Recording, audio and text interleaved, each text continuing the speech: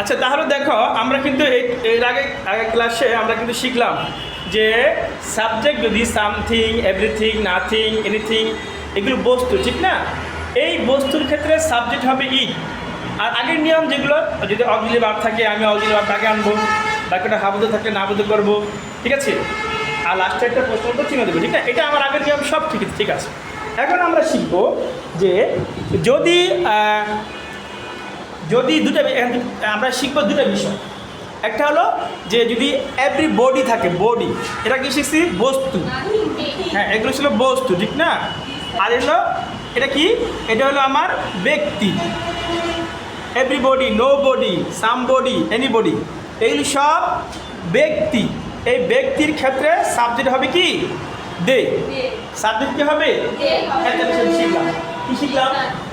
একটা বিষয় শিখলাম, সেটা হলো আমার ব্যক্তি, everybody, nobody, somebody, anybody, এই সব ব্যক্তি। এই ক্ষেত্রে আমি এদের সাবজেক্ট বসাবো দে। এখন আসো আর দেখবো যে যদি আমার প্রশ্ন হলো, নিয়ম কিন্তু আগের মতো নেই। তুমি আগের ক্লাসগুলো, যে ক্লাসগুলো আমি করেছি, যে আমি দেখবো সাবজেক্টের পরে অক্সিলারি ভার্ব আছে কি না। আমার এখানে অক্সিলারি ভার্ব নাই, এখানে আমার অক্সিলারি ভার্ব ইট ছিল, এই জন্য ইটটা আমি আগে এনেছি, ঠিক না? কিন্তু দেখো এখানে দেখা কিন্তু অক্সিলারি ভার্ব নাই, কিন্তু হেল্প আছে, হেল্প। আবার হেল্পের ভার্বের টু আছে, কি আছে? পাস্ট। পাস্ট টেন্সে সবার সঙ্গে ডিড, কোনো কথা নাই। ডিড কি আসবে? পাস্ট টেন্স হলে সবার সঙ্গে ডিড আসবে। বাক্য হাবতে গেলে অ্যান্টি দিব, তাহলে এখানে অ্যান্টি কেন? কারণ এভরিবডি এখানে হেল্প মি, কেউ সবাই আমাকে সাহায্য করেছিল, পাস্ট টেন্স। আর হলো এখানে ডিড আনছি, আর বাক্যটা কি? হাবতে এখানে অ্যান্টি দিলাম। এখন সাবজেক্ট হবে কি হবে? ব্যক্তি হবে, সাবজেক্ট হবে দে। কি হবে? দে। তাহলে ডিডেন্ট দে কি হবে? ডিডেন্ট দে।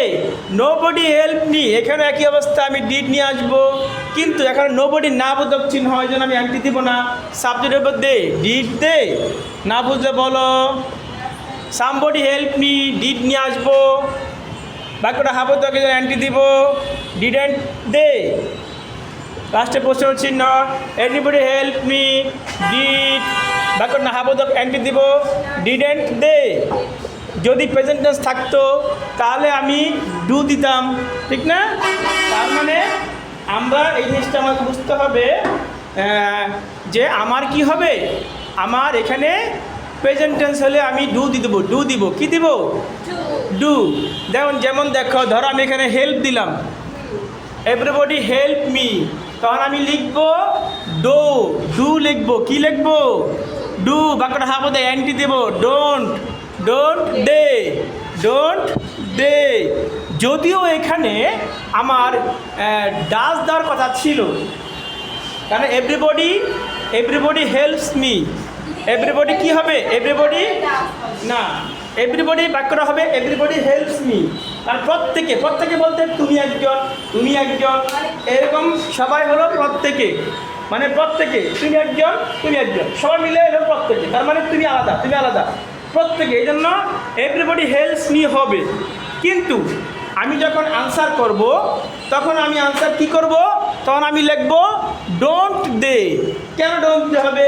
কারণ আমার সাবজেক্ট হয়ে যায় দে, যেহেতু আমার এভরিবডির সাথে আমার সাবজেক্ট হবে দে, সেহেতু দের সঙ্গে ডাজ হয় না, দের সঙ্গে ডু হয়। কারণ যদি হি হইতো তার ডাজ হইতো, সি হলে ডাজ হইতো, কিন্তু যেহেতু আমার সাবজেক্টটা দে, সেক্ষেত্রে আমি ইচ্ছা করলেও ডাজ বসাতে পারি না, কারণ আমার সাবজেক্ট হলো দে। কারণ আমি জানি যদি আমি এখানে ডাজ দেই, কি দেই? Does not they. যদি আমি এটা দেই তাহলে আমার বাক্যটা হবে না, কারণ আমরা জানি এভরিবডি থাকলে সাবজেক্ট হবে দে, দের সঙ্গে তো ডাজ হয় না, দের সঙ্গে হয় ডু। এই জন্য এই বাক্যটার এটা কারেক্ট, আর এটা হলো রং।